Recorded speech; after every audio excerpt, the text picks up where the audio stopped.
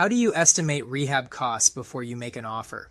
You start with a cost per square foot for the scope level of the job, then you add the line items that are not in that number. Scope level means how deep you are going.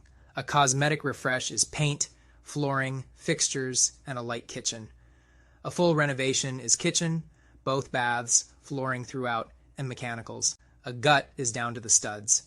Each carries a very different dollar per square foot in your market, and the way to learn your real numbers is to walk finished jobs with a contractor you trust. Here is what beginners leave out: permits and inspections, holding costs, meaning taxes, insurance, utilities, and loan interest for every month you own it, and a contingency of 10 to 20% because you cannot see behind a wall from the driveway. One more thing.